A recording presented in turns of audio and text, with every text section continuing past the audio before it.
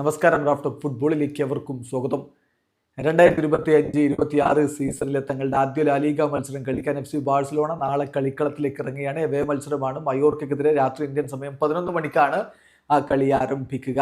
അതിന് മുന്നോടിയായിട്ട് ഇന്ന് മാധ്യമങ്ങളെ കണ്ടിരുന്നു ഹൻസി ഫ്ലിക്ക്. അതുപോലെ തന്നെ ട്രെയിനിങ്ങിൽ 15 മിനിറ്റ് മാധ്യമങ്ങൾക്ക് പ്രവേശനം ഉണ്ടായിരുന്നു. അപ്പോൾ അതിൽ നിന്നൊക്കെ ലഭിക്കുന്ന സൂചനകൾ അനുസരിച്ച് മുണ്ടോ ഡിപ്പോർട്ടിവോ ഹൻസി ഫ്ലിക്കിന്റെ പ്രിഫേർഡ് ഫസ്റ്റ് 11 പുറത്തുവിടുന്നുണ്ട്. നാളത്തെ കളിക്ക് അദ്ദേഹത്തിന്റെ പ്രിഫേർഡ് ഫസ്റ്റ് 11 എന്ന് പറയുമ്പോൾ ഗോൾ കീപ്പറായിട്ട് ജോയൻ ഗാർഷ്യ തന്നെയായിരിക്കുമെന്നാണ് പ്രതീക്ഷിക്കുന്നത്. അദ്ദേഹത്തെ രജിസ്റ്റർ ചെയ്യും എന്ന് തന്നെയാണ് നമ്മൾ കരുതുന്നത്. ഇന്നത്തെ ബാക്കി സമയം കൊണ്ട് രജിസ്ട്രേഷൻ കംപ്ലീറ്റ് ചെയ്യും എന്നുള്ള സൂചന തന്നെയാണ് ഇപ്പോൾ ലഭിച്ചുകൊണ്ടിരിക്കുന്നത്. അതേസമയം മാർക്കസ് റാഷ്ഫോർഡിന്റെ കാര്യത്തിൽ കുറച്ചുകൂടി വെയിറ്റ് ചെയ്യേണ്ടി വന്നേക്കാം എന്നുള്ള റിപ്പോർട്ടുകൾ കൂടിയുണ്ട്. അപ്പോൾ സ്ക്വാഡ് നോക്കുകയാണെങ്കിൽ അപ്പ് ഫ്രണ്ട് മുന്നേറ്റ നിരയിൽ ഫ്ലിക്ക് പ്ലാൻ ചെയ്യുന്നത് ഫെറാൻ ടോറസിനെ സ്റ്റാർട്ടിംഗ് സ്ട്രൈക്കറായിട്ട് ഉപയോഗിക്കാനാണ്.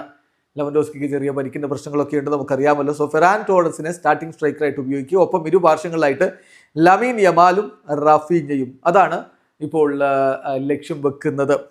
ഇനി ഇതിൽ ഒരു പ്രത്യേകതയുള്ളത് യൂത്ത്ഫുൾ ആയിട്ടുള്ള ഒരു മുന്നേറ്റ നിരയാണ്. ക്രിയേറ്റിവിറ്റി, പേസ്, ഇതെല്ലാം ബാഴ്സയുടെ ഒരു അഗ്രസീവ് പ്ലേയിങ് സ്റ്റൈലിനെ സപ്പോർട്ട് ചെയ്യുന്നത് തന്നെയാണ്.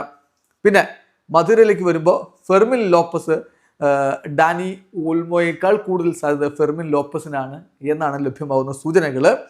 ഈ ഒരു ഡിസിഷൻ വരാനുള്ള കാരണം ഫെർമിൻ്റെ ജോയിൻ ഗാംബർ ട്രോഫിയിലെ സ്റ്റാൻഡ് ഔട്ട് പെർഫോമൻസും ഓൾമോയുടെ റീസെൻ്റ്ലി ഉള്ള മസിൽ ഡിസ്കംഫർട്ടുമാണ്. അപ്പോൾ അതുകൊണ്ട് തന്നെ ഓൾമോയേക്കാൾ കൂടുതൽ സാധ്യത ഫെർമിൻ സ്റ്റാർട്ട് ചെയ്യാനാണ്.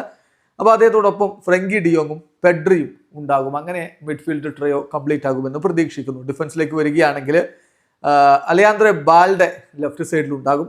റൊണാൾഡോ അറൗഹോയും അതുപോലെ പാവ് കുബാർസിയും സെൻട്രൽ ബാക്കുമാരുടെ റോളിലുണ്ടാവും. എറിക് ഗാർഷ്യയ്ക്ക് യൂൾസ് കുണ്ടയേക്കാൾ ഒരു എഡ്ജ് ഇപ്പോൾ സ്റ്റാർട്ട് ചെയ്യാനുണ്ട് എന്നാണ് ലഭ്യമാവുന്നവർ. അതിൻ്റെ ഒരു കാരണം എന്ന് പറയുന്നത് കുണ്ടയുടെ ഒരു റിക്കവറി, ലാസ്റ്റ് സീസൺ ഇഞ്ചുറിയിൽ നിന്നുള്ള റിക്കവറി അതിങ്ങനെ നടന്നുകൊണ്ടിരിക്കുകയാണ്. സോ അദ്ദേഹത്തെ കുറച്ചുകൂടി നല്ല രൂപത്തിൽ മാനേജ് ചെയ്യാനാണ്, കെയർഫുള്ളി മാനേജ് ചെയ്യാനാണ് ഇപ്പം ടീം ഉദ്ദേശിക്കുന്നത്. അതുകൊണ്ട് എറിക് ഗാർഷ്യ ഒരു പക്ഷേ നാളെ സ്റ്റാർട്ട് ചെയ്തേക്കും എന്നുള്ള വിവരം കൂടി ലഭിക്കുന്നു. അങ്ങനെയെങ്കിൽ ഇതാണ് FC ബാഴ്സലോണയുടെ ഒരു സ്ക്വാഡ്. പ്ലേയിങ് 11 ഗോൾ കീപ്പറായിട്ട് ജോയൻ ഗാർഷ്യയെ തന്നെ പ്രതീക്ഷിക്കുന്നു. ഡിഫൻസിൽ എറിക് ഗാർഷ്യയും പാവ് കുബാർസിയും റൊണാൾഡോ അറൗഹോയും അലയാന്ദ്രോ ബാൽഡയും ഉണ്ടാകും.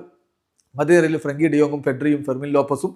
മുന്നേറ്റ നിരയിലേക്ക് വരികയാണെങ്കിൽ റഫീഞ്ഞ, ലാമിൻ യമാൽ, അതോടൊപ്പം തന്നെ ഫെറാൻ ടോറസ്. ഇതാണ് പ്രതീക്ഷിക്കുന്നത്. അതേസമയം യുവതാരങ്ങളുടെ കാര്യത്തിൽ പെഡ്രോ ഫെർണാണ്ടസ്, അതുപോലെ ടോണി ഫെർണാണ്ടസ്, ഗുയ ഫെർണാണ്ടസ്, ജോഫ്രെ ടോറൻസ് എന്നിവരൊക്കെ ഫസ്റ്റ് ടീമിനോടൊപ്പം ഈ ആഴ്ച ട്രെയിനിങ് നടത്തിയിട്ടുണ്ടെങ്കിലും അവരെ ടീമിൽ റീറ്റെയിൻ ചെയ്യേണ്ടതുണ്ടോ എന്ന കാര്യത്തിൽ ഒരു ഫൈനൽ തീരുമാനം വന്നിട്ടില്ല. വീഡിയോ അവസാനിക്കുന്നു.